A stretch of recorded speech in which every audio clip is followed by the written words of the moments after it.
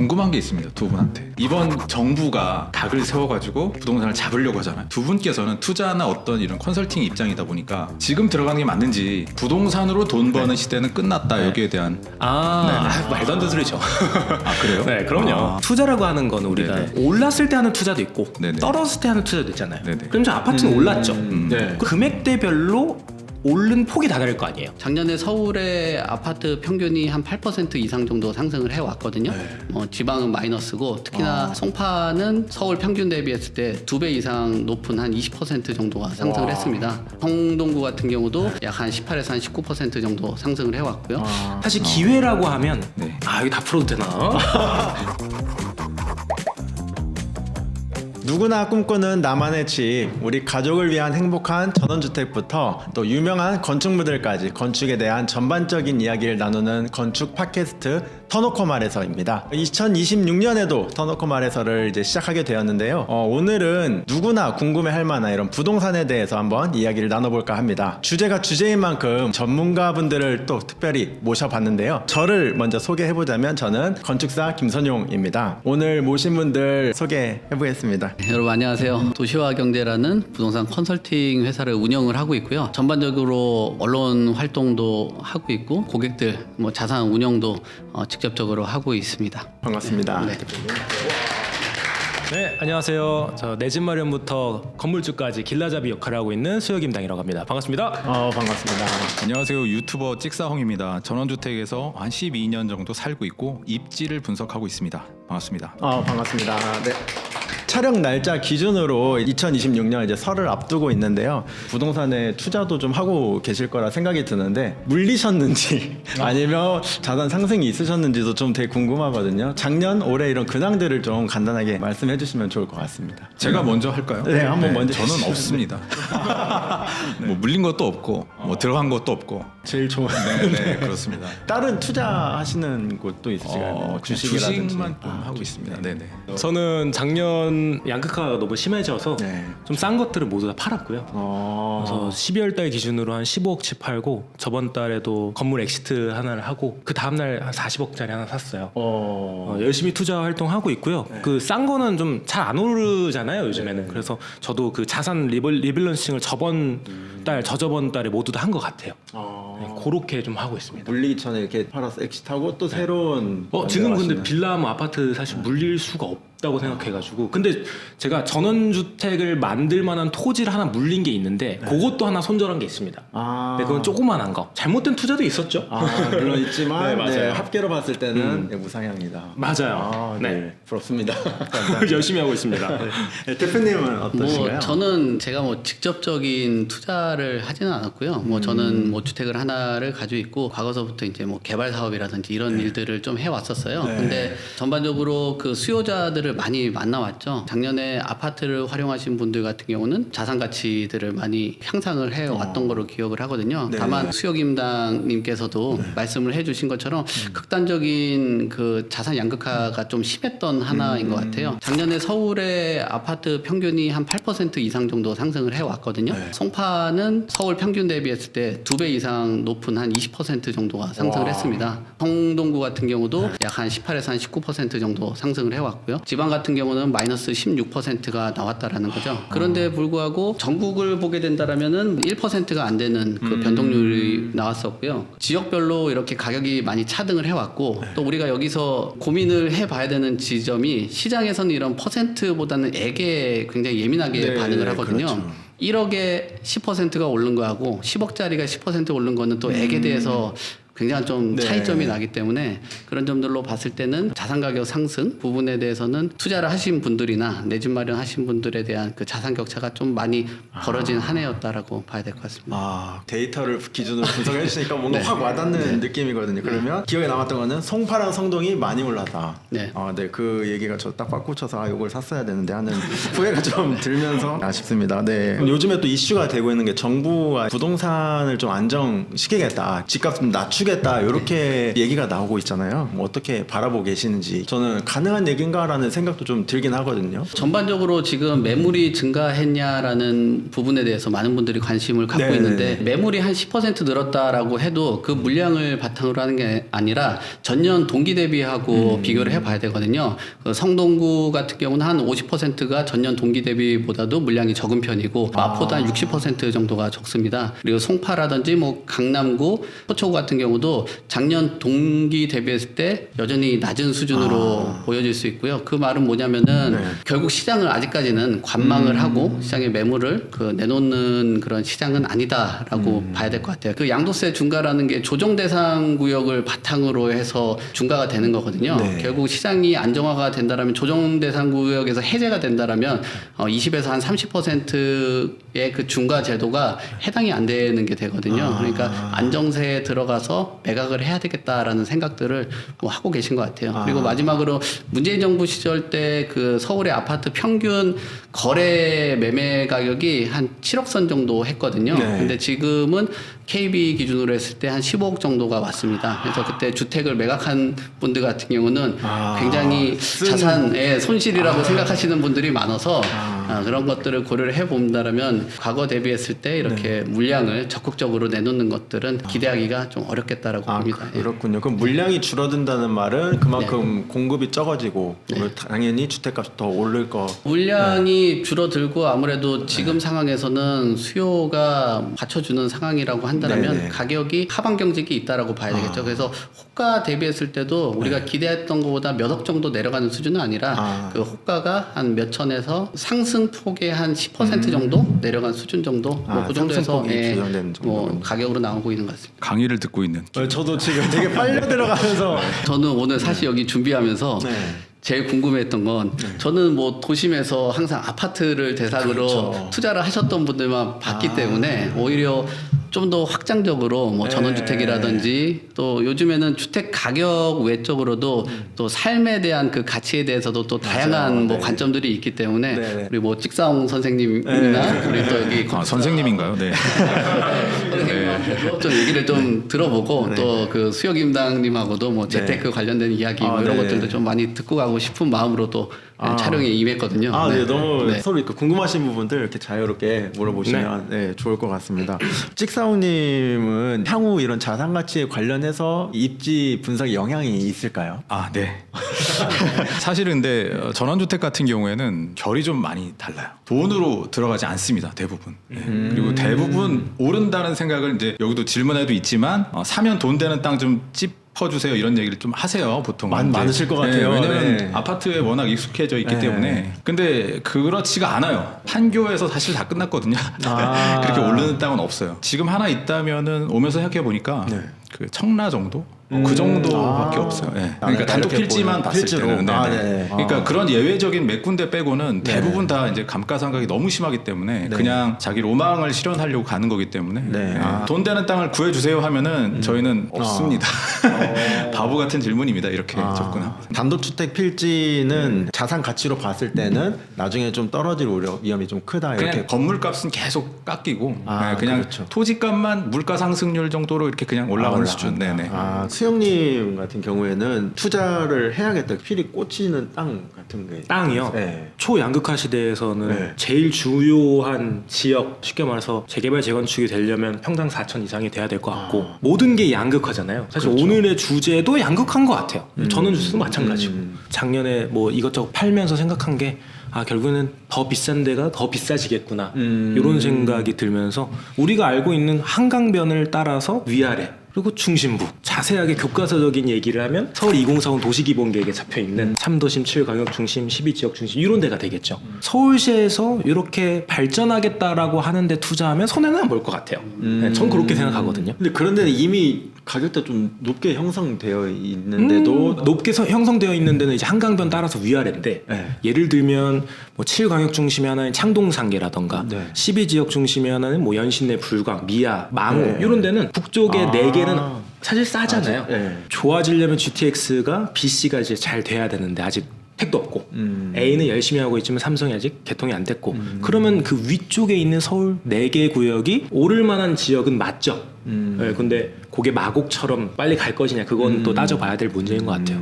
그래서 답변을 말씀드리면 당연히 주요 지역이고 네. 돈이 없다면 위쪽으로 가야 된다. 재개발 재건축이면 더욱더 괜찮지 않을까 이렇게 개인적으로는 보고 있습니다. 그 지방 같은 경우는 앞으로 재개발 이런 것들이 좀 더디게 진행이 될 것 같거든요. 제가 생각할 때는. 그렇죠. 네, 그런 쪽에는 투자를 하시는 분의 시각으로서는 좀 어떻게 보이나요? 저는 서울 수도권 지방 모두 다 투자를 해보고 네. 부산에서도 왔다 갔다 하면서 해봤는데 네. 안 하는 게 나을 것 같아요. 아, 투자는 안 하는 게 나을 것 같고 재개발로 얘기하면 평당 4천 이하는 안 된다고 보고 예를 들면 재개발도 순서가 있잖아요. 네. 만약에 관리처분인가 다음에 이제 분양인데 네. 관리처분인가가 되더라도 안 되는 데가 너무 많거든요. 예를 들면 덕소도 그렇고 입지가 그렇게 나쁘지 않은 것 같은데 건축비랑 시간이랑 이제 법 제도화가 이제 많이 막히면서 안 된다는 거죠. 그래서 지방을 물어보면 저는 지방은 잘 안 된다.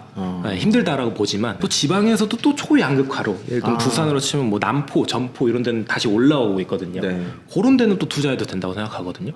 그래서 지방도 도심 쪽. 그렇죠. 그러니까, 네. 다 양극화가 너무 심해져서 도쿄, 모사카 이렇게 주요 지역이 산 것만큼 될 것 같아요. 빨리 정리할 건 정리해야 된다 생각이 있고 네. 이번 기회에 네. 다주택자 준공을 5월 9일 전에 정리하셔야 된다는 입장. 네. 네. 저는 실제로 다 정리합니다. 그래요? 정리 이제 다 떨어질 했고. 거라고 생각이 드시는 거죠? 아니요, 떨어지진 않죠. 갖고 네. 있어야 이익이지 않을까요? 아 그거는 사람마다 포지션마다 다른 것 같아요. 사실 서울 부동산, 서울 뭐 아파트를 논할 때 네. 어디 아파트는 오른다 이게 금액별로 다 다르거든요. 포지션도 다르고 내수에 네, 영향을 네, 받는지 반도체 슈퍼사이클에 영향을 받는지 이 금액대로 다 다른데 네. 어디는 오를 것 같냐, 어디는 팔아야 될 것 같냐라는 대답에는 5억대, 6억대는 팔고 넘어갈 수 있으면 넘어가야죠고 10억부터 15억 사이면 당연히 넘어가면 좋은 거고 네, 네, 네. 15억 이상에선 대출이 적게 나오니까 웬만하면 홀드하는 게 낫겠고 근데 만약에 다주택에서 뭐 빌라랑 네. 오피스를 가지고 있다 그거는 좀 파는 게 나을 것 같고 그런 포지션인 것 같아요 제 생각에는. 그 말씀하신 부분에서 이제 그 지방 같은 경우는 이제 재개발에 대한 기대감 결국 평당 4천만 원에는 턱이 없는 없죠. 수준이잖아요. 네. 그러면 개발은 좀 불가능하고 그 지역이 노후될 가능성들이 상당 부분 있는 거거든요. 그러면 우리 여기 공각 기록의 내용하고 빗대어 보면은 네. 어떻게 보면 그런 지역의 주택을 소유하고 계신 분들은 멸실을 해서 새롭게 건물을 좀 신축을 하는 왜냐하면 네. 아까 토지 가격이 높다라고 했는데 본인이 토지를 갖고 있고 토지 위에다가 주택을 뭐 리빌딩 하게 된다라면 거기서 이제 가치라든지 이런 부분들도 형성할 수 있거든요. 왜냐하면 개발되지 못하는 곳에 새 집으로 되지 못한다라고 하면은 네. 거기서 개발을 통해서 사업을 진행을 해도 좋을 것 같은데 왜냐하면은 건축비가 2021년도 대비했을 때 굉장히 가파르게 많이 상승을 올랐죠. 해왔거든요. 네. 아마 공사비 지수 같은 경우도 네. 지난 1월에 한 120 정도 되다가 지금은 한 120에서 한 130선 정도 옛날에 가파른 상승폭보다는 좀 덜하거든요.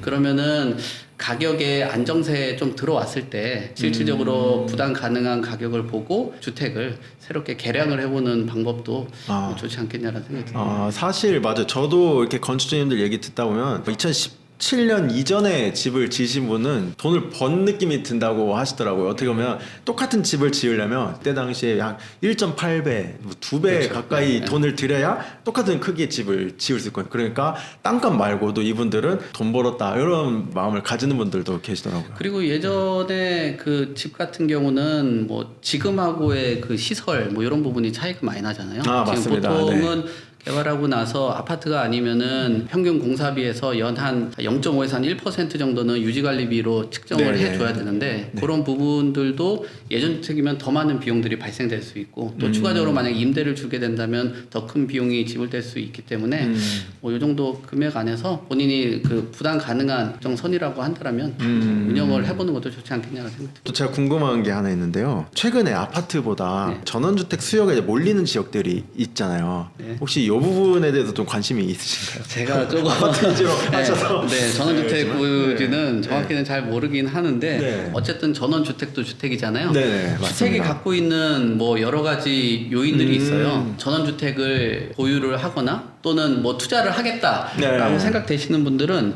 우리가 지역에 대한 그 어메니티라는 게 있거든요. 어메니티라고 하는 거는 교통이라든지 뭐 네. 교육이라든지 문화, 뭐 상권 이런 것들을 말들을 하는데 교통이 좀 근접한 우리 아까 찍사홍님께서도 얘기했던 곳들이 그런 곳들이잖아요. 네. 뭐 판교라든지 네. 청라 같은 청라. 경우는 뭐 교통이나 주변에 공원 상권들 이런 것들이 잘 갖춰져 있는 곳들로 선택을 한다라면은 그래도 토지 가격이나 뭐 건축 가격 뭐 이런 거에 보면 좀 도움이 되지 않을까라고 보여지고요. 실제 통계로도 한 8에서 한 9% 정도 아파트가 올랐다라고 하는데 전국 단위로 보면 단독주택도 한 3% 정도는 상승을 해왔거든요. 그렇게 보면은 단독주택이나 주택을 만약에 개발한다 그러면 교통이나 공원이나 뭐 수변 이런 것들이 있고 주변에 학교들이 갖춰져 있는 곳이라고 한다라면 최소한 자산 방어는 충분히 할 수 있다고 봅니다. 아, 굉장히 신기합니다. 어떻게 이렇게 퍼센트가 줄줄줄 그러니까 저 이게 머릿속에 있다는 게 진짜 와, 또 외우고 오셨나 대단하다. 봐. 네. 이게 참 이게 단독주택은 머릿속에 3% 인상했다. 이거 적어놨습니다. 네. 고작 3%네요. 근데 아까 얘기하신 것처럼 그 양극화 얘기하는데 이게 3%라고 하면 떨어진 퍼센트도 아마 많을 거예요. 판교나 청라 이런 지역에서 좀 가격 방어가 있지 않았나 뭐 그렇게 보는 거죠. 수영님은 혹시 이 인프라 이런 것도 같이 보시는 편이세요? 모든 걸 다 같이 고려해야죠. 제 돈이 걸린 거니까요. 경매도 하세요? 네, 경매, MPL 다 합니다. 아 그래요? 요즘 경매 시장 좀 핫하잖아요. 항상 핫했죠. 아 그래요? 네, 그럼 올해는 더 어떨 것 같아요? 경매가 핫하다는 뜻은 네. 시장 참여자가 많다는 건데 그렇죠. 매물이 그만큼 더 나오니까 인기가 많죠. 그러니까 올해도 더 그럼요. 매물이 많을 것 같아요. 그럼요. 네. 그럼요. 매물이 줄어들진 않을 것 같은데요, 앞으로? 그리고 얘기하신 것처럼 경매가 네. 토지거래 허가구역 대상이 안 됩니다. 그러니까 그걸 우회를 할 수 있고 또 대출 요즘 많이 막혀 있잖아요. 네. 경매 같은 경우는 그런 부분에 대해서 상당히 유연하기 때문에 자기 자본이 적게 들어가고 네. 실제 거래를 할 수 있는 환경이 갖춰졌기 때문에 인기가 많을 수밖에 없겠네요. 대표님도 경매하세요? 경매를 하지는 않는데 주변에 이제 같이 활동하고 있는 분이 계셔가지고 예, 그분하고 소통을 하면서 요즘에 경매 뭐 낙찰률이라든지 낙찰액도 많이 올라갔다라고 하더라고요. 많이 올라갔죠. 네.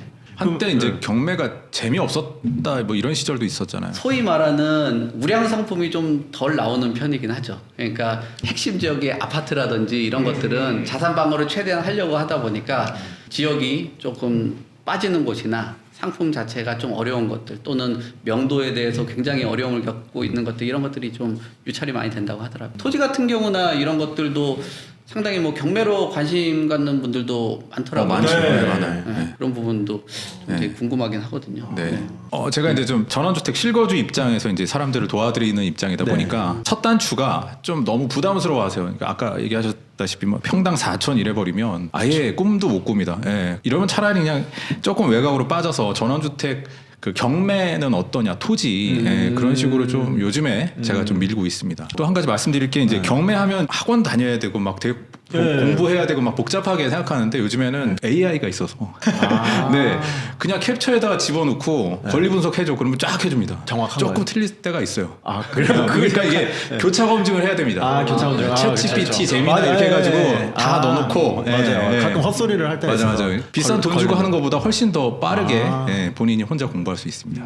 요즘 AI 많이들 활용하는데 네. 예, 아마 뭐 건축사님도 뭐 그런 많이 것들, 쓰죠. 예, 저, 많이 쓰죠. 예, 친구예요. 예, 네. 근데 이제 그거 말씀하신 것처럼 엉뚱한 얘기를 많이 해서 맞아요. 이제 그런 부분에 대해서는 뭐 여기 계신 분들이 뭐 12년 동안 네. 또 전문 네. 재테크 뭐 건축사 뭐 이런 부분들이 있는 것처럼 전문적인 영역에 대해서는 제가 생각하는 그 지식은 이렇게 나열되는 지식은 이제 점점 의미가 좀 적어졌고 맞아요. 네. 경험을 바탕한 지식. 뭐 개발 같은 거 하거나 집 지을 때 이게 뭐 숫자로는 이렇지,만 뭐 민원 발생 이런 것들은 어떻게 그쵸. 감당이 안 되잖아요. 네. 뭐 기간이 좀 늘어나든지 네. 실질적으로 주머니에서 민원비가 나간다든지 네. 그렇죠? 뭐 네. 그런 부분들이 있기 때문에 경험적인 지식이 이제 바탕이 돼줘야 되기 때문에 경험이 얼마나 있냐라는 것도 굉장히 값어치가 있는 지식이 될 것 같아요. 이것 저 여쭤보고 싶었는데 AI가 이제 막 발달하고 있잖아요. 이거 관련해서 부동산에 또 뭔가 시장에 영향을 미치거나 하는 없을까요? 영향 많죠. 많아요. 어떤 네. 주로 일단은 있을까요? 상담을 하거나 네. 실무에서 사람을 만나면 옛날에는 블로그 보고 와가지고 질문을 많이 하셨는데 네. 요즘에는 그 AI로 이제 본인의 답을 찾은 다음에 자꾸 질문을 하다 보니까 그게 좀 더 힘들어지기도 했더라고요. 긁히는구나. 네, 뭐 제미나이는 그렇게 얘기 안 하던데. 네, 그렇죠. 그런 얘기들이 있다 보니까 제미나이는 거기 투자하지 말라는데 막 이러면. 근데 그 부분에 대해서는 뭐 실무적으로는 여러 변수와 이런 것들을 좀 있죠, 그렇죠. 예, 경험을 있잖아요. 무시할 수 없죠. 세훈님도 그러면 AI로 공부를 많이 하시는 편인가요? 간단한 건 물어보는데요. 네. 근데 AI를 통해서 물어보면 부동산 규제가 계속 바뀌는데 예전 규제 내용이 나오던 거니까 아니면 이제 저한테 컨설팅하러 오시는 분들 대부분 AI 물어보고 오세요. 근데 네. 이제 예전 거 아니면 지금 우리 상황에 내가 뭐 선택지가 한 세 개 있는데 하나만 알고 오시는 경우도 많고 사실 AI라고 하면 제가 느꼈을 땐 부동산에서 매물 찾는 거 네. 아니면 호객노노나 네. 아실 이런 데서 AI를 활용한 찾기 쉬운 아파트 정도 아니면 AI라고 하기 좀 애매하지만 앱 프로테크 같은 경우에는 뭐 아파트 랭킹 뭐 이렇게 아파트 뭐 네. 몇 억 이하 이렇게 나오는 네. 거 아니면 그 아파트별로 점수 매겨주는 네. 거 파고 선치도 뭐 진학률 뭐 이런 거 그런 거 보면 확실히 많이 발전했긴 했구나 옛날에 이런 거 직접 가서 그 분위기 막 알고 막 사람들 리뷰 쓴 거 보고 막 그랬었는데 네. 이제는 그런 부분은 확실히 손품으로 할 수 있는 게 많아졌긴 하구나라는 걸 느끼긴 해요. 근데 결국에는 네. 대표님도 아시다시피 최종 결정은 그렇죠. 이게 몇 억, 몇십억을 쓰는 거기 때문에 사람이 들어가긴 해야 돼요. 네, 최종 결정은 그래요. 군대는 소위 뭐 보병이 깃발 꽂는다고 얘기하는 것처럼 실제로도 네. 맨 마지막에 그런 협상은 사람이 해줘서 얼마 정도 가격 조율을 하고 뭐 이제 마무리라든지 이런 것들은 또 해줘야 되기 때문에 오히려 또 저희 입장에서는 또 편해졌을 수도 있죠. 그런 부분에 이제 마무리 단계만 해주면 되는 거니까. 네. 궁금한 게 있습니다. 두 분한테. 이번 정부가 각을 세워가지고 부동산을 잡으려고 하잖아요. 두 분께서는 투자나 어떤 이런 컨설팅 입장이다 보니까 지금 들어가는 게 맞는지 부동산으로 돈 버는 시대는 끝났다. 여기에 대한 말도 안 되는 소리죠. 아 그래요? 네, 그럼요. 투자라고 하는 건 우리가 네네. 올랐을 때 하는 투자도 있고 네네. 떨어졌을 때 하는 투자도 있잖아요. 네네. 그럼 저 아파트는 올랐죠. 네. 그러면 이 아파트도 올랐죠에서 금액대별로 오른 폭이 다 다를 거 아니에요. 그러면 적게 오른 아파트 금액대는 어떻게 보면 기회일 수도 있고 상대적으로. 일단 이렇게 아파트는 그렇게 규결될 것 같고 그럼 빌라로 나와야 되는데 빌라는 또 재개발이 될 빌라가 있고 그냥 빌라가 있고 그럼 재개발이 될 빌라에서도 단계가 뭐 조합 설립인가 뭐 사업 시행인가 이후에 있는 것들 그러니까 아파트가 진짜 분양 전인 것들은 아파트로 보기 때문에 또 그거는 오르고 그럼 그 전에 정비구역 지정된 거는 좀 덜 오르는 경향도 있고 또 빌라는 그렇게 또 나눠질 것 같고 사실 기회라고 하면 네. 이거 다 풀어도 되나?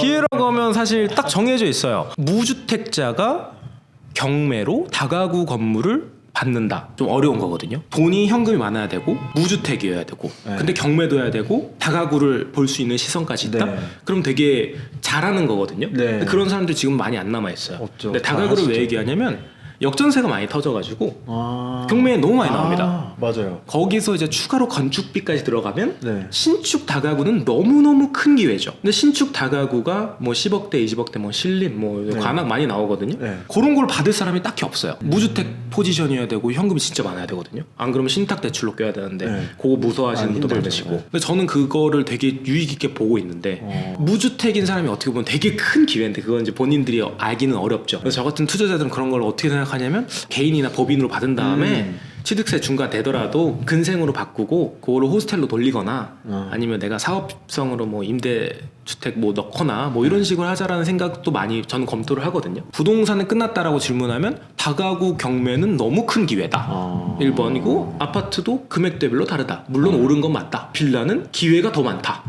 이렇게 세 가지 답변을 드릴 수 있을 것 같아요. 저는 부동산이라는 것을 과연 가격 통제를 할 수 있냐라는 거에 대한 의문이거든요. 그러니까 우리가 소위 말하는 그 사회과학은 답이 없다라고 얘기하거든요. 그러니까 자연과학처럼 뭐 네네. 예? 이과. 사과가 뭐 바닥으로 떨어지는 이런 중요한 네네네. 답이 있는 게 아니라 사회과학은 영원히 답이 없어서 영원히 먹고 살 만한 그 분야이긴 하거든요. 네. 근데 부동산이 그에 좀 해당되는 건데 이게 정확하게 그 욕망이라는 것을 측정하기는 굉장히 어려운 그런 수준이에요. 그래서 그런 부분들을 과연 통제 가능하냐라고 볼 수가 있고 이런 욕망을 누르기 위해서 다양한 규제 정책을 해왔는데 어떻게 보면 서울에서 가장 많이 규제를 받았던 곳이 강남이거든요. 네. 근데 자산에 대한 가격이 가장 많이 오른 것도 강남이에요. 그리고 상품 안에서도 전반적인 그 상승률도 가장 높았던 게 아파트 상품인데 그 중에서도 재건축 아파트 상품이거든요. 과연 이런 규제가 가능하냐. 그리고 규제라는 거는 즉 상시로 운영이 되는 게 아니라 시장 환경에 따라서 규제를 뭐 풀기도 하고 잠그기도 하고 뭐 이런 형태이기 때문에 그 안에서 정책 노이즈가 계속 생기는 거거든요. 거기서 가격의 변동성이 생겨서 과연 그 부동산에 대한 그 가격들이 이런 규제 통제 수단으로 잡힐 수 있냐라고 보면은 어려운 것 같고 또 거기에 소득하고 주택 가격하고는 상당히 상관성이 크거든요. 네. 그런 부분에서 우리나라가 한 2% 정도의 성장을 그래도 네. 꾸준하게 해오고 있는데 그런 상황이라고 한다라면은 주택 가격이 급 강화하는 것들은 좀 물리적으로는 좀 불가능하고 또 일본하고 여러 사례들을 얘기해 왔는데 미국하고 일본 같은 경우는 뭐 90에서 많게는 한 120%까지 대출을 해왔거든요.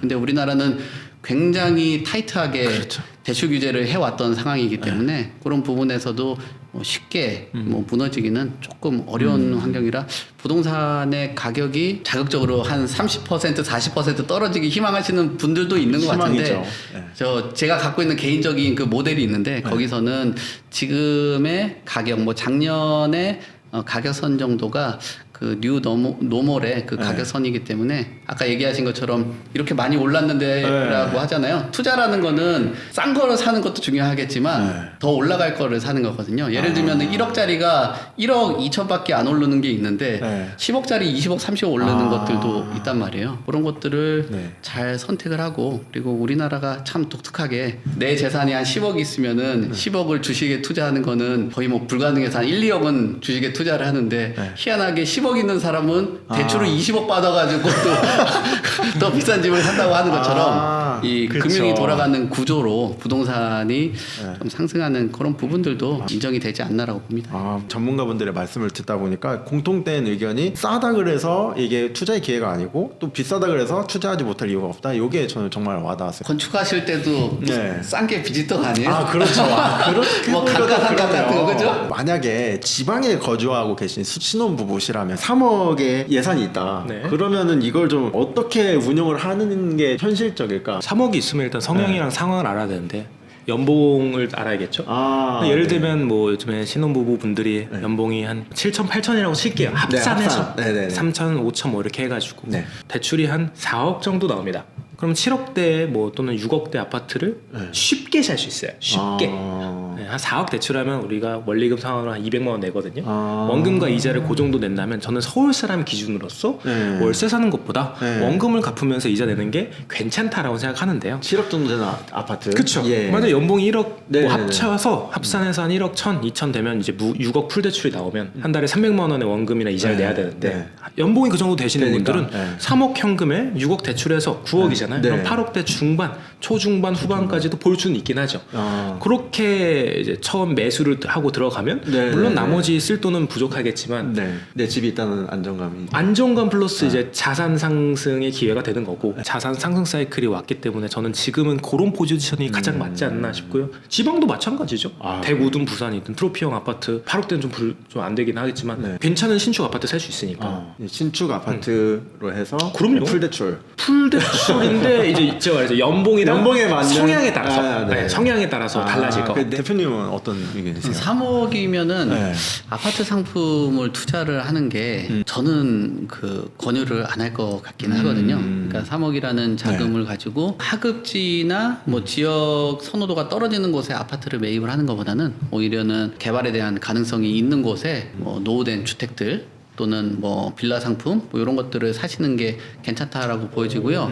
그다음에 자산에 대해서 좀 여력이 있고 뭐 은퇴 세대다라고 하면은 단독주택이라든지 이런 것들도 같이 한번 고려를 해볼 필요가 있다라고 봐요. 근데 이게 지금은 이제 노후 생활 자체가 다변화됐거든요. 한 가지 직업으로 평생을 살 수 없는 세상이 돼버렸어요. 2차, 3차 직업을 찾게 되는데 그런 것들은 일에 대한 밀집도가 수도권 쪽이 많거든요. 그런 지역에서 주택을 뭐 하나 정도는 뭐 일정 부분 대출을 활용을 해서 단독주택이나 이런 것들도 한번 생각을 해보실 필요가 있습니다. 다만 이제 근로 활동이 많은 분들 같은 경우는 출퇴근 시간이나 이런 것들의 번잡도나 이런 것들이 심해서 좀 힘들겠지만 좀 은퇴 세대나 또는 재택을 주로 하시는 분들, 크리에이터 하시는 분들도 있잖아요. 그런 분들 같은 경우는 제가 건축비가 어느 정도인지 모르겠지만 그 정도 선에서 할 수 있다고 하시니까 그 정도 금액에서 뭐 좀 잘 설계를 하시면은 자산 가격이 안 오르고 본인의 활동 반경도 맞지 않는데 무조건 그 아파트를 사야 되겠냐라는 거는 좀 고민을 해볼 필요도 있는 지점이죠. 네. 네. 약간 지금 여기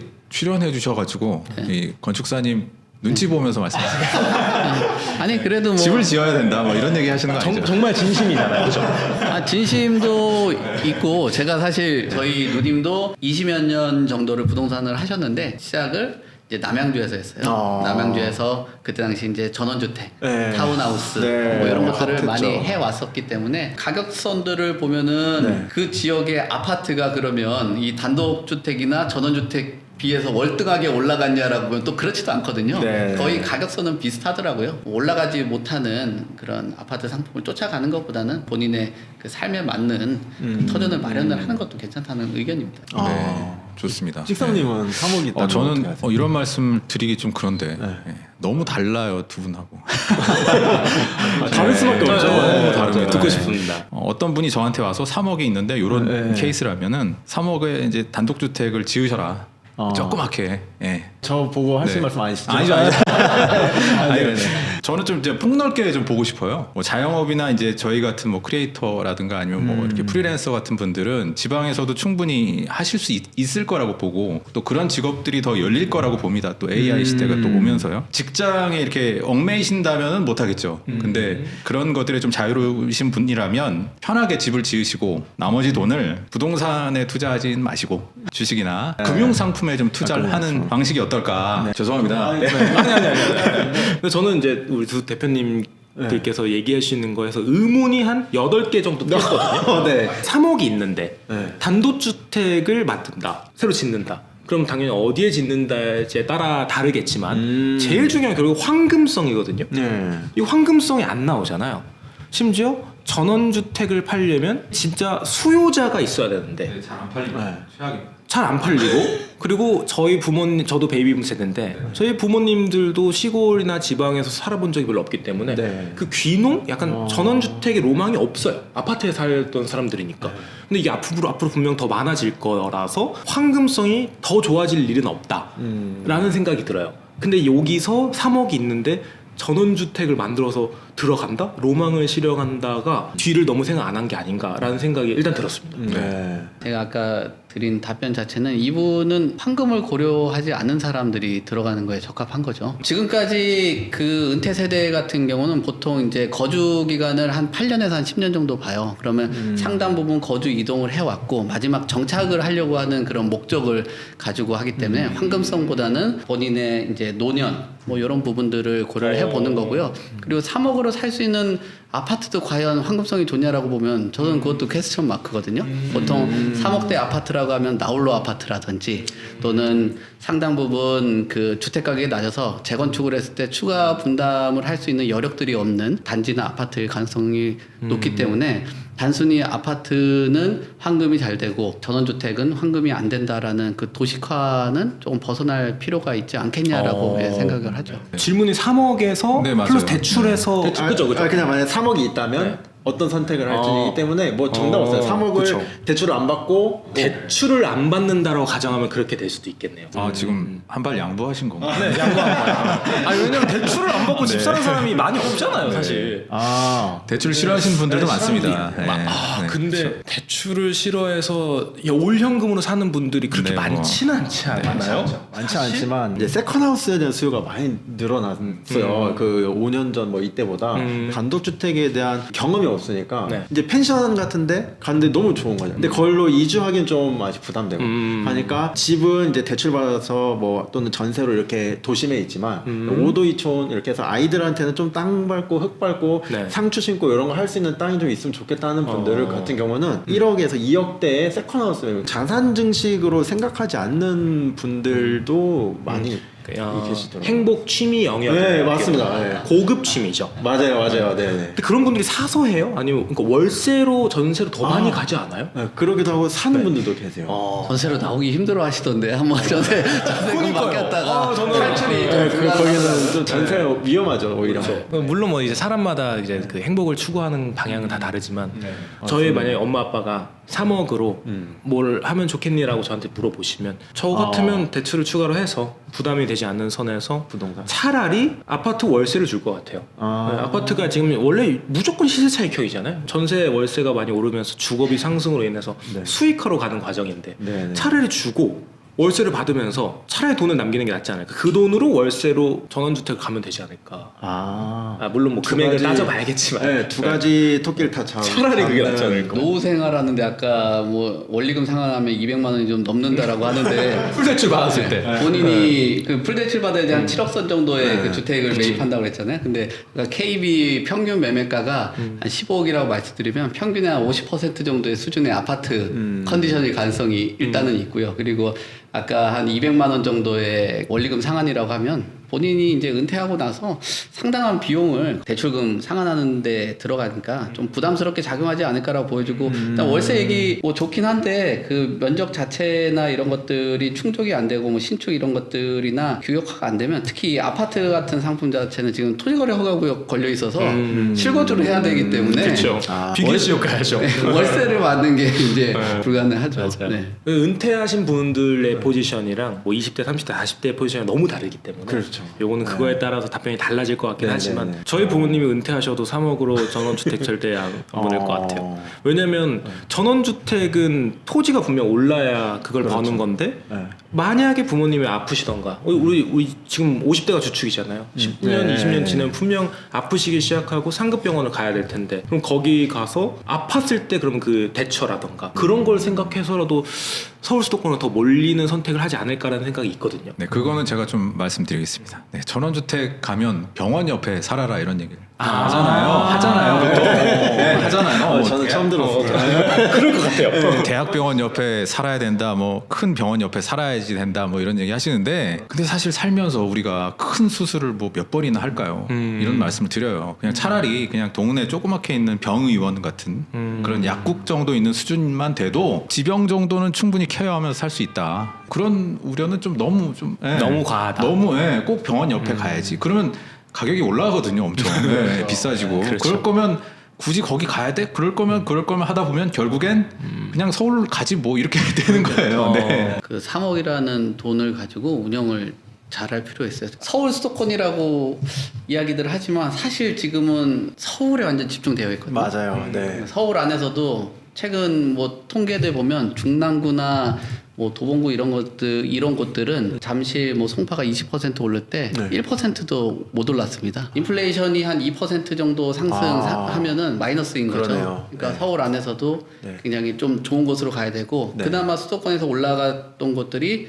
한 과천이 한 20%대, 그다음 분당이 한 18%, 뭐 수지가 한 8% 뭐 이 네. 정도 상승을 했거든요. 그런 곳들은 이 3억으로 들어가기가 좀 어려운. 퍼센트가 진짜 이게 너무 신기해요. 9일은 외우기도 힘든데 이게 9가 몇 프로인지. 맨날 뭐 떠들면은 그렇게 되더라고요. 네. 지금 막 그냥 하는 거 아니죠? 다 있는 거죠 지금.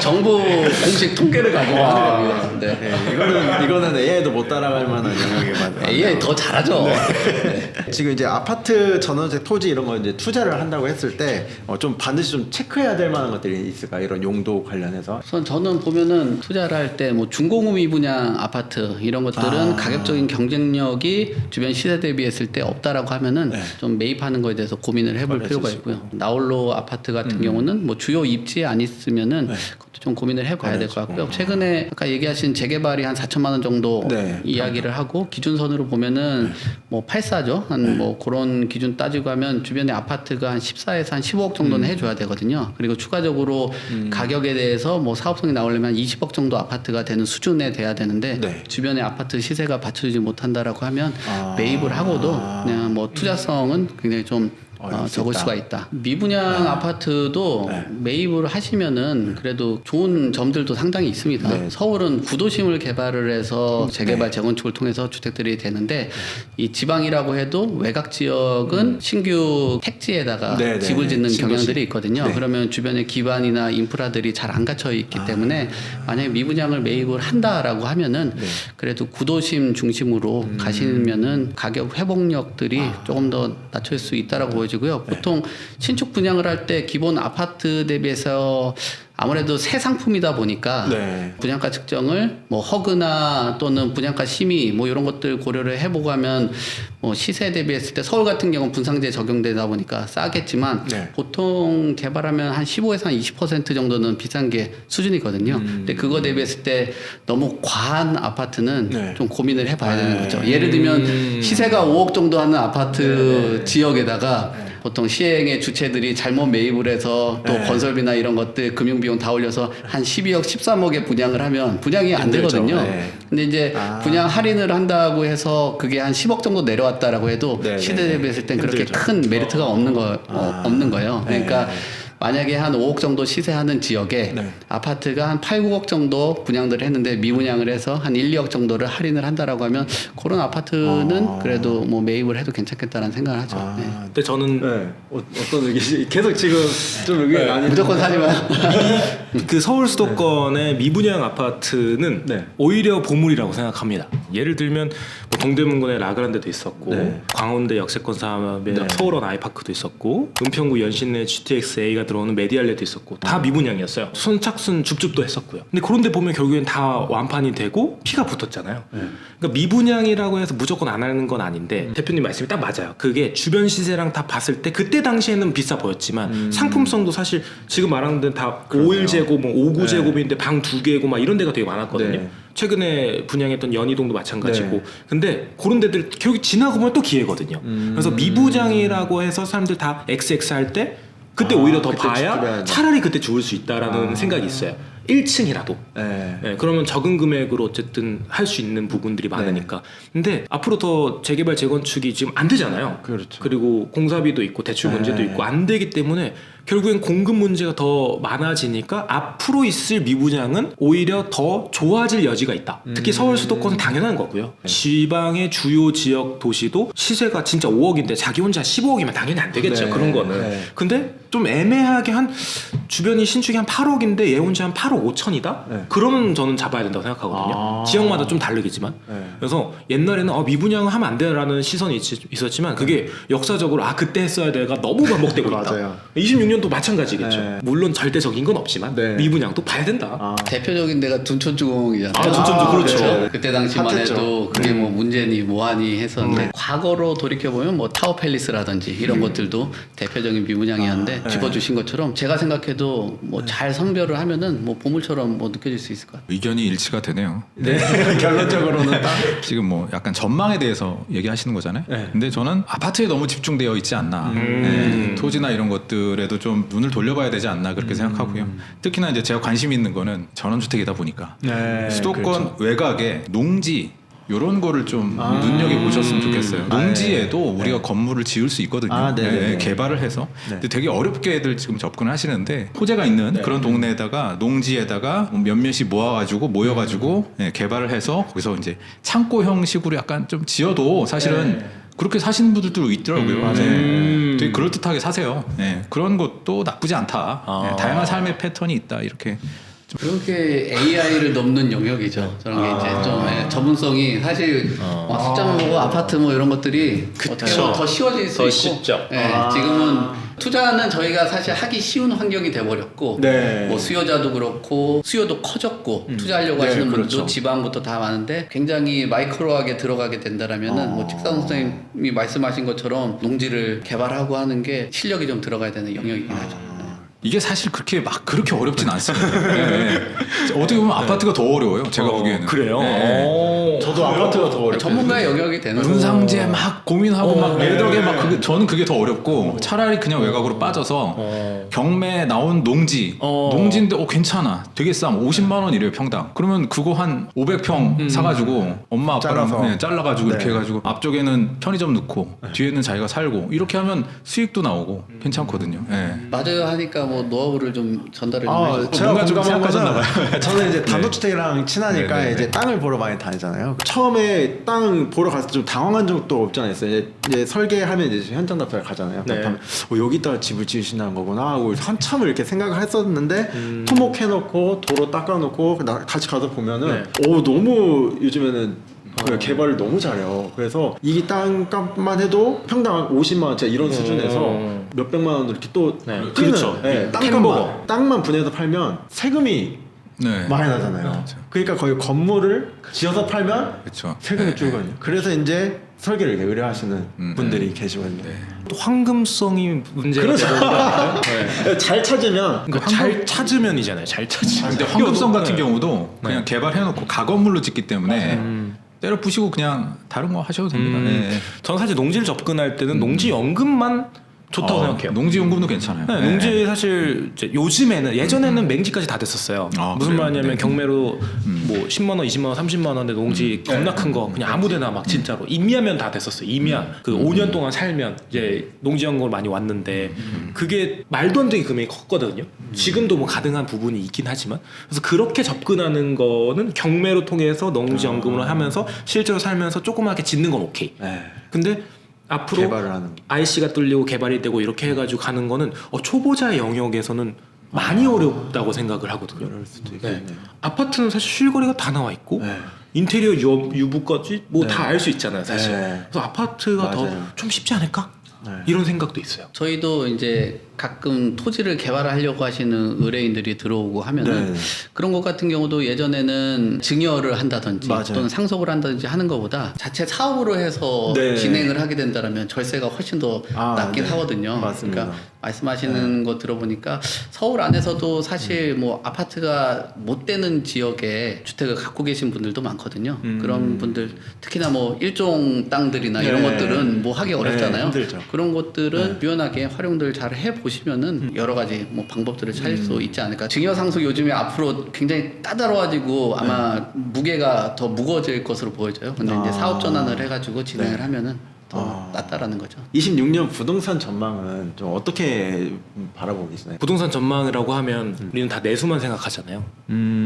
정책이라던가. 근데 사실 부동산은 주식 코인이랑 전세랑 다 같이 연결되어 있기 때문에 자산 상승 흐름을 봐야 되는데 그럼 가장 크게 봐야 되는 게 금리, 통화 공급량, 경제 상황, 정책, 대출 등등이 되겠죠. 네. 그 중에서 가장 중요한 건 금리랑 통화 공급량인데 우리가 얼마만큼 오를 거냐, 어떻게 될 거냐를 봤을 때는 예전에 문재인 정부 때, 네. 코로나 때 어떻게 됐는지 딱 보면 알아요. 경제 상황의 바닥을 쳤기 때문에 금리를 낮춰야 됐고 제로 금리까지 갔기 때문에 우리가 대출도 수월해지고 부동산 자산 상승이 있었죠. 거기서 같이 통화 공급량이 뿜어났기 때문에 유동성 강세였잖아요. 근데 그게 우리나라에서 1년에 20번 넘게 규제 정책을 하더라도 계속해서 2배, 3배 올랐던 것은 우리나라는 소국이죠. 전 세계의 흐름이 더 중요했던 거고 미국은 코로나 3년 동안 기존에 50년 동안 찍어냈던 돈을 3년 동안 다 찍어내기 때문에 그게 전 세계 자산으로 다 퍼진 거고 그럼 또 다시 26년에 금리가 그때처럼 내려갈 수 있을 것인지 통화 공급량이 그때처럼 올라갈 수 있을 것인지 이게 가장 중요하다고 보거든요. 네. 금리가 저는 많이 내려갈 거라고 봐요. 네. 다들 네. 그렇게 예상하시더라고요. 당장 다음 달에 다다음 달은 그러지 모르죠. 않죠. 네. 근데 긴 시계열로 1년의 네. 시계열로 보면 우리나라 2.5%의 금리는 미국 3.75, 3.5의 금리를 따라갈 수밖에 없다. 그러니까 따라간다는 거는 미국이 내리면 우리나라 내려야겠죠. 네. 지금 금리 차가 너무 많으니까. 그럼 미국은 내릴 것이냐를 봐야 되는데 트럼프는 내리고 싶어 하잖아요. 네. 더 내리려고. 많이 내려야 되잖아요. 그래서 저는 26년에는 미국이 내릴 거면 한국도 같이 내려야 된다라는 금리 인하에 베팅을 하고요. 네. 통화 공급량은 알다시피 포퓰리즘이 있다 보니까 네. 당연히 늘어날 늘어나죠. 수밖에 없고요. 늘어나죠. 그리고 11월 기준으로 뭐 8% 넘게 이미 작년 동월 대비 많이 늘어났기 때문에 자산이 무조건 상승할 수밖에 없다라는 베팅은 합니다. 근데 거기서 이제 따져야 될 게 이제 앞으로의 공급인데 사실 공급 대책이 모두가 만족할 만한 공급 대책이 안 나왔죠. 네. 그러면 여기에 심리가 추가로 된 건데 26년도에 아파트가 오를 것이냐고 질문하면 5억대에서 6억대, 7억대는 원화 가치가 빠지는 만큼 물가 상승률만큼 그 정도는 방어가 될 것이다. 그 정도는 오를 것이다고 7억, 8억, 9억, 10억대는 거기서 심리가 더 붙어서 오를 것이다. 그리고 10억대 이상부터는 상품성, 뭐 입지에 따라서 더 많이 차이가 날 것이라고 이렇게 정리하고 싶고 결국엔 상승할 것 같다라는 거에 베팅을 거시적으로 봐야 된다고 생각해요. 근데 뭐 대출이 엄청 세게 하고 그러면 그럼요. 또 왔다 갔다 할 수 있겠지만 네. 진짜. 네. 당하시네요. 아 진짜 존경스럽습니다. 진짜. 대표님은 혹시 어떻게 생각하실까요? 저도 주택 가격이 올라갈 것으로 보여지는데 예전에 문재인 정부 시절에는 전국의 전반적인 상승이라고 보면은 이재명 정부는 이제 선별적인 그 상승이 네. 큰 거죠. 작년에도 상승폭을 보면은 지역별로 상당히 좀 달랐잖아요. 네. 25개구 중에서 실질적으로 한 10% 정도 올라가는 구간은 한 절반 정도밖에 안 됐거든요. 선별적인 상승이 일어날 것으로 보여지는데 우리 아까 수영님께서 말씀하신 네. 그 공급에 대한 이슈가 상당히 큽니다. 26년도 같은 경우가 1만 3천 가구 정도가 공급 물량으로 예상이 되고 27년도가 한 1만 1천 가구 그리고 서울에만 그렇죠. 예. 예. 지금 서울이 3만 7천 가구 정도 나왔었고 25년이 한 2만 5천 가구 정도 나왔는데 보통 서울에 한 7에서 한 8만 가구 정도 연평균 나왔는데 그거 대비했을 때는 굉장히 낮은 수준이기 네. 때문에 공급 물량들이 부족하거든요. 근데 저 개인적으로는 공급이 된다고 해서 집값이 안정된다라고 보는 입장은 아니에요. 왜냐하면 신규 그 분양 가격들이 가격을 견인해 올라가는 경향들이 있거든요. 근데 그런 부분에서 일정 부분 완충을 해주려고 하면 재고주택 시장에서 주택이 돌아가 줘야 되거든요. 그러니까 서울에서 재고된 물량들 자체가 뭐 한 200만 가구가 상회할 정도로 굉장히 많은 물량이에요. 네. 그런 물량들이 유통될 수 있어줘야 되는데 지금의 시장 안에서는 거래 규제가 워낙 강하다 보니까 그런 유통될 수 있는 물량들이 굉장히 적다. 그리고 작년에 제가 전월세 거래량을 보니까 한 65만 가구 정도가 거래가 일어났어요. 그러면은 65만 개 정도의 거래에서 요번에 그 공급 대책이 한 6만 가구 정도 나왔거든요. 근데 6만에서 서울은 3만 2천 가구예요. 네. 그리고 실질적으로 올해나 뭐 내년 정도 하는 거 한 3천 가구 정도밖에 안 되는 거죠. 그러면 60만 가구가 이동을 하는데 6만도 아니고 3만만 해도 한 20대 1 정도의 그 문제가 있는데 거기에 추가적으로 착공이 안 된다고 하면은 뭐 몇백 대 1 정도의 수급의 네. 불균형이 나타나서 주택 가격이 올라갈 수 있다라고 봅니다. 다만 선별적인 상승이 일어난다라고 하는 이유는 뭐냐면 다주택자보다는 실수요자 중심으로 흘러가고 있어요. 예전 대비했을 때 다주택자에 대한 비율들이 줄어들고 있거든요.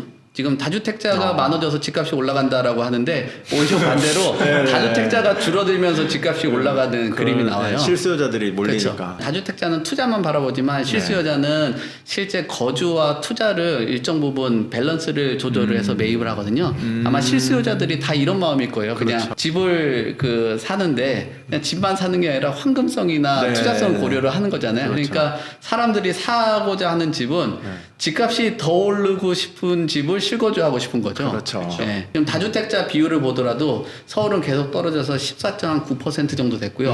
오히려 제주도가 한 20% 정도 되거든요. 그럼 다주택자가 제주도가 많으니까 많죠. 제주도의 집값이 높은 건 아니잖아요. 지금 현재에서는 실거주자들이 집값을 끌어올리고 있는데 그런 실거주자들은 단순 투자 수익만 보는 게 아니라 주변의 환경, 뭐 교통이나 교육이나 조망이나 이런 것들이 잘 갖춰져 있는 곳들 중심으로 집값이 올라갈 가능성들이 크다라고 보는 거죠. 네. 선별적인 상승이 있을 네, 것이다. 네, 네. 이렇게. 정말 공부가 많이 되네요. 네, 진짜 네, 공부 많이 두 분한테 많이 배웁니다. 저는 좀 다른 얘기예요, 또. 네.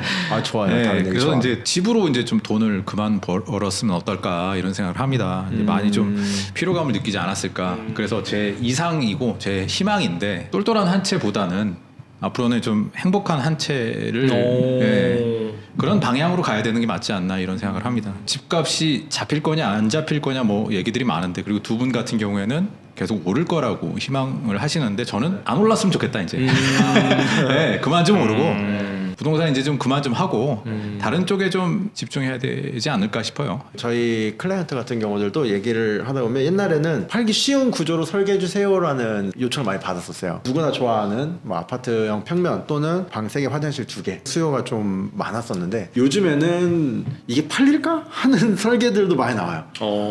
네, 이걸 보면은 황금성을 아예 생각 안 하는 분들도 많이 나오고 계시거든요. 그러다 보니까 설계도 굉장히 자유도가 좀 높아요. 저는 좀 재밌어요. 있죠. 수영장 있는 집, 200평 되는 땅을 트랙을 만드는 집, 그 런닝할 수 있게. 왜냐면 지방은 공원이 없잖아요. 집 마당 안에 이제 트랙을 신기하다. 만들어요. 네, 그 5바퀴 돌면 1km거든요. 그래서 그런 스토리가 있는 집들을 이제 요청을 많이 하시는 편이에요. 그렇게 됐으면 좋겠네요. 이상향을 쫓아가시는 분들 계시니까 또 이게 점점 또 실현이 되기도 하고. 그런 사람도 있고 이런 사람도 있고. 그쵸. 저도 마음은 그래요. 그럼요. 네, 맞아요. 마음은 네. 저도 그런 데서 살고 싶은데 예, 어쩔 수 없는. 돌고 돌아서 또 다시 황금성. 돈이 돼야 또 네. 이걸 하는 거니까. 네, 결국엔 그러니까 우리나라는 너무 많은 그 부동산 상승이 있었기 때문에 세 번은 안 속는다는 거예요. 또 다시 네. 문재인 대통령 때 또 속아? 네. 지금 세 번 속으면 이제 바보라고 하잖아요. 아 정말 저는 안 그랬으면 좋겠어요. 근데 네네네. 어쨌든 여기서 반복이 되잖아요. 나도 전원주택 가가지고 월세든 전세든 매매든 행복하게 그 염소도 키우고 살고 싶거든요. 네. 근데 이게 어쨌든 이게 보이잖아요. 이게 맞아요. 앞으로 네, 어떻게 네, 될 네. 건지. 그래서 참 이상과 현실은 너무 그렇죠. 다른 것 같습니다. 제가 유튜브 보다 보면 썸네일에 1,000만 원짜리 시골집이 엄청 많이 뜨거든요 요즘에. 이게 정말 현실 가능한 건지. 그럼요. 아 근데 참고로 이제 1,000만 원 주고 집을 샀어요라는 거는 네. 대출을 껴서 1,000만 원 주고 살 확률이 높지 않을까 싶어요. 그리고 뭐 0원으로 샀어요, 3,000만 원 샀어요라고 하면 네. 3,000만 원에 돈 뭐 대출 1억 껴서 1억 3천에 샀는데 내가 뭐 1억 6천에 팔았다. 그러면 뭐 내가 0원으로 산 거 맞잖아요. 그런 내용이지 그것도 않을까 그렇군요. 싶은데요. 어떻게 됐든 이득이 나면 됐죠. 앞에 거 뒤에 거 있는데 중간을 떼버리고 네. 200만 원으로 다가구 주택 샀어요. 뭐 이렇게 되는 거죠. 예, 다 중간 빼버리고. 근데 저 그게 되게 기회인 부분들이 되게 많습니다. 예를 들면 경매로 얘기하면 네. 단독주택 같은 것들이 뭐 남양주라든가 서울 수도권에 되게 많이 나와요 생각보다. 네, 강원도 가기 전에도 되게 많이 나오고요. 근데 그런데 보면 제일 최근에 지은 애들도 많고 한 5년 돼가지고 관리가 잘 돼서 잔디만 쫙 깔려 있는 데도 많고요. 근데 그런데 1억대도 되게 많아요. 1억 6천. 딱 봐도 건축비도 안 나오는데 생긴 건 엄청 예뻐요. 근데 그런 애들이 유찰이 정말 많이 돼요. 그러면 이거를 도대체 왜 안 받을까라는 생각을 하는데 결국엔 낙찰가를 보긴 봐야 되는데 네. 대부분 반값 정도에 낙찰이 됩니다. 물론 지역마다 다르겠죠. 네, 뭐 양평, 두물머리 네. 이런 데 가면 비싸겠죠. 네. 핫도그도 먹을 네. 수 있는 곳. 근데 그런 데 싸게 사는 거는 저는 오케이. 그냥 처음부터 싸게 사는 거는 싸게 팔면 되니까 황금성이 있다고 생각해요. 근데 처음부터 돈을 팍 부어가지고 실현하고. 내 로망을 좀 실현하고. 이상 네. 현실시키는 거는 돈이 일단 많이 드니까 황금성은 싸면 다 팔려요. 내가 제가 받고 싶으니까 안 팔리는 것 뿐이지. 요런 측면이 하나고 두 번째 지금 펜션들이 되게 많이 나와요. 맞아요. 펜션을 그냥 사서 장사를 하면서 내가 사는 거는 완전 추천. 그거는 전원주택이 아니라 네, 사업이잖아요. 사업이니까. 네, 그리고 펜션 웬만하면 이제 주인이 거주하는 그 동이 따로 있으니까 층이라던가 그렇게 접근하는 거는 저는 노후 세대 분들한테도 너무 좋다고 생각합니다. 근데 그 펜션도 얘기가 나와서 그런데 인기가 좀 많이 죽었습니다. 옛날에 맞아요. 옛날에 이제 노후에 들어가셔가지고 같이 이제 하려고 했는데 요즘에 젊은 분들은 무인 펜션 이런 걸 좀 좋아하셔가지고 가가지고 이제 어르신들이 있으면 괜히 미안하고. 옛날 그런 게 아니니까. 네네. 네. 저는 해외를 많이 나가는 편이라 근데 펜션은 저는 진짜 그럴 수 여행을 있겠네요. 좋아해서 네. 뭐 1년에 뭐 한 10번 이상 정도는 뭐 작년에는 좀 좋은 데 많이 갔죠. 뉴욕도 갔다가 스위스도 갔다 네덜란드도 갔다가 그냥 휴양으로. 휴양지보다는 저는 도시 탐방을 되게 많이 하는 편이라 제가 맨날 하는 말이 제 회사 이름이 도시화 경제잖아요. 그래서 이거 뭐 도시 다르고 부동산 다른데 세계 10대 도시는 가봐야 되는 거 아니냐 맨날 그렇게 이야기를 막 하거든요. 그래서 뭐 우리나라 미래 하면은 일본 얘기 많이 하고 뭐 임대주택 하면 도쿄 그다음에 뭐 싱가포르나 뭐 뉴욕 이런데 뭐 얘기를 많이 하니까 그런데 가서도 좀 보고 배우고 느끼고 이런 것도 그럼 많죠. 직원분들도 같이. 혼자 갔다 왔습니다. 순간 입사하고 싶었는데. 일본은 뭐 여러 번 갔어요. 같이. 근데 거기는 한 2주 정도 갔다 와야 되니까 뭐 잠깐 그리고 생각보다 활기가 좀 있더라. 우리나라가 좀 도시가. 굉장히 좀 위축되어 있는 느낌이 그래요? 네, 좀 커요. 찍사원님 그 요즘에 전원주택 생각하시는 분들이 좀 선호하시는 입지 환경이나 분위기 이런 게 좀 있을까요? 네, 지금 전원주택 시장이 정말 안 좋습니다. 초토화됐습니다. 네. 있던 분들도 다 떠나가는 분위기고 업계 자체가 완전히 찬물을. 그래서 지금 저는 요즘 같은 때는 사기업들이 하는 그런 민간 타운하우스는 절대로 들어가지 마셔라. 네. 무조건 공공택지만 보셔야 된다. 네, LH 같은 LH 필지 같은 공공택지만 보셔야 되는데 그게 좀 부담되신다면 수도권 외곽이나 지방의 뭐 혁신도시 이런 데도 괜찮다. 오히려 좀 더 눈을 넓혀서 네네. 보시는 게 좋고 절대로 사기업이 하는 민간 타운하우스는 타운하우스는. 많이 보류했으면 좋겠다. 네. 이유가 있을까요? 개발을 중도에 포기하고 그냥 엎어지는 경우가 너무 많아요. 그리고 집을 지었다고 했는데 가서 보면 집도 다 안 돼 있는데 그냥 산 경우도 계시고, 네. 네. 그리고 뭐 사기 뭐 이런 것도 많고, 그래서 그분들이 돌려막기를 하는지 어떤지 모르겠지만은 그쪽은 좀 피하셨으면 좋겠다. 그리고 나중을 생각해서도 공공택지가 더 엑시트하기 좋고요. 네, 수요가 맞습니다. 다 다르니까. 네네. 맞습니다. 그러면 대표님께 한번 또 질문 드려보고 싶은데요. 대표님 클라이언트 또는 이렇게 만나시는 분들은 어느 정도 좀 재력을 갖추신 분들이나 네. 또 경제적 자유를 이루신 분들도 꽤 있으실 거라고 예상이 드는데 네. 혹시 그런 분들의 주거 형태는 좀 어떻게 이루어져 있는지 좀 궁금하거든요. 참 이게 재밌는데 네. 전원주택 이야기를 하고는 있지만 이렇게 경제적인 자유를 이루신 분들은 주택의 유형이 아파트 상품보다는 네. 단독 형태의 주택을 조금 더 원하시긴 해요. 정량화되어 있는 그런 상품들보다도 본인에 대한 그 만족도가 좀 더 높은 네. 쪽으로 가는 거죠. 그러니까 경제적 자유라는 거는 경제적인 부분들이 최우선의 대상이 아닌 거잖아요. 네, 그렇죠. 네, 본인은 삶의 질, 그렇죠. 네, 행복. 그래서 우리가 주택 가격을 항상 판단을 할 때 네. 교통이 좋거나 학군이 네. 좋거나 네. 이런 부분도 자녀들 교육은 외국에서 보내고 교통보다는 본인 수행 기사들이 차로, 네. 또 있고 해서 그런 분들 같은 경우는 아파트보다는 단독주택을 조금 더 선호를 하더라. 그리고 네, 좀 프라이빗한 환경들을 네, 네. 원하고 네. 건설사 이름 들어가 있는 걸 별로 안 좋아해요. 오히려요. 그렇죠. 우리는 네. 조합들 설립들 하고 하면은 건설사 어디 거 넣을 맞아요. 거냐, 현대 네. 넣을 거냐, 네, 삼성 네, 넣을 네. 거냐 하는데 물론 시공 그쪽에서 한다라고 해도 네. 건설사 이름이 아예 안 들어가고 오히려 본인들만의 이름이 있는 걸 좋아하는 오더메이드를 거죠. 해서. 그렇죠. 네. 나인원 한남이라든지 한남 더일이라든지 네, 네, 네. 또는 본인의 소유하고 있는 뭐 네, 네, 단독 주택이나 브랜드, 전원 타운 뭐 이런 것들을 조금 더 선호를 하는 경향이 있고요. 그 네. 외적으로는 교통이나 교육 이쪽보다는 환경에 조금 더 예민합니다. 그러니까 공원이나 뭐 조망 요 네. 부분에 대해서는 하이엔드 그리고 경제적인 자유를 이루신 분들은 남들하고 좀 차별화를 차별화. 원하는 그런 경향들이 있어서 뭔가 좀 아이러니하네요. 이 돈을 벌고 싶으면 공공주택에 그 투자를 해야 돈을 벌 수 있을 것 같은데 오히려 또 돈을 이루신 분들은 실거주는 또 단독주택을 선호하신다니까. 마지막으로 수영님 평범한 직장생활 하시면서 이렇게 실거주를 하면서 네. 소액 투자를 하고 싶은데 요즘에 주식보다는 좀 부동산을 하고 싶다 한다면 어느 정도 금액부터 어떻게 좀 시작하면 좋을지. 그러니까 질문이 집이 있는데 더 투자를 하고 싶다고요? 네. 일단 안 되고요. 일단 다주택, 1주택이 있으면 대출이 안 나오니까. 지금 살고 있는 곳이 뭐 전원주택이든 아파트든 이미 1주택이 잡혀 있을 거고 네네네. 대부분 뭐 혼인신고를 대부분 다 하잖아요. 네, 그러니까 그쵸, 하죠. 이걸 팔지 않으면 새로운 걸 살 수가 없어요. 첫 번째. 네. 두 번째, 내가 새로운 걸 한다 그러면 이제 비주택을 해야 되는데 네. 대부분 하는 게 오피스텔, 아파트, 그쵸. 뭐 상가 네. 이 정도로 하지 마시고요. 그런 것들은 사실 MPL로 하시거나 경매로 하시거나 반값 이하로 싸게 가져오는 건 오케이. 그냥 일반 시세로 금매로 그런 건 비추천이고 오늘 전원주택 얘기를 많이 했으니까 제가 곰곰이 생각해봤어요. 전원주택을 살고 있는 사람들이 노후 자금이 이제 많이 안 남은 상황에서 소액 투자를 하고 싶은 사람도 분명히 있을 거 아니에요. 있죠. 네, 그렇죠. 그러면 제가 1억 이하 2억 이하로 딱 나눠서 한번 좀 네. 말씀드려볼게요. 자, 1억 이하라고 하면 주택은 아무것도 하실 수 없습니다. 아무것도 하지 마세요. 그게 방법입니다. 네. 근데 1억 이하로 내가 더 뭘 하고 싶다 그러면 자기가 살고 있는 전원주택이든 뭐 지방의 주택이든 그 근처에 경매로 농지가 나온 걸 찾아보세요. 그 다음에 농지연금을 받을 준비를 한번 해보세요. 왜냐면 지방 사는 사람들의 특권이에요. 어떻게 보면 5년 동안 거기서 농업을 할 수 있는 뭐 좀 조그맣게 하면 되거든요.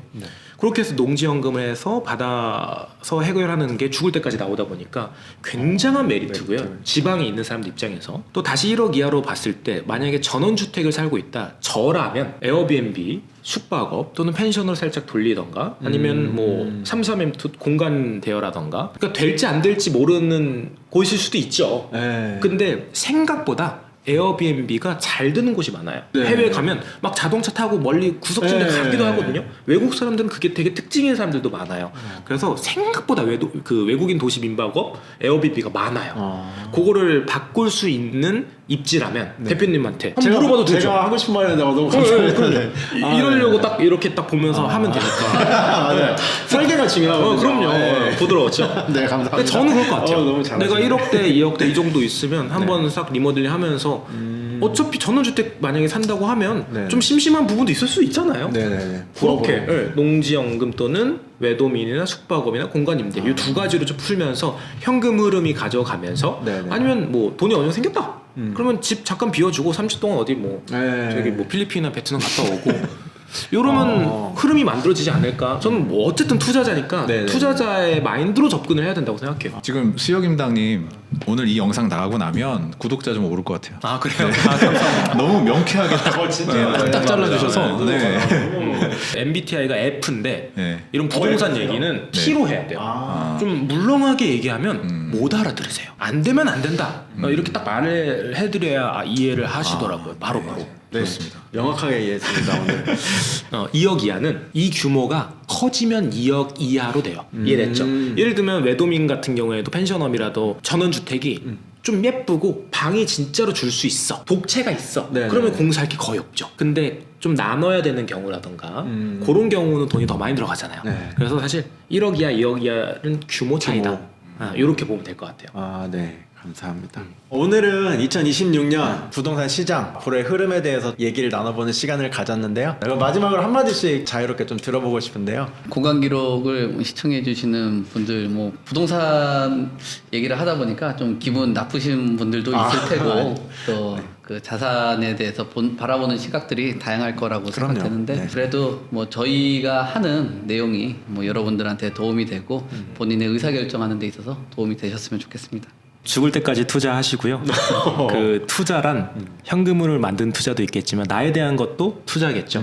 그래서 부동산 안 하셔도 되고요. 주식, 코인 다 하셔도 됩니다. 근데 투자를 안 하면 나중에 위태로워진다. 이 말씀을 꼭 드리고 싶습니다. 촬영 의뢰를 받았을 때 잘못하신 거 아니 잘못 이게 저기 제가 들어온 거 아닌가 너무 결이 달라서 네. 근데 정말 좋은 기회가 된 것 같아요. 이게 그 전원주택 실거주 생각하시는 분들도 이렇게 투자를 어느 정도 베이스에 깔아놓고 조금 다른 생각도 다른 의견도 좀 들어볼 필요가 있다. 이걸 많이 느꼈습니다. 정말 도움이 많이 됐습니다. 감사합니다.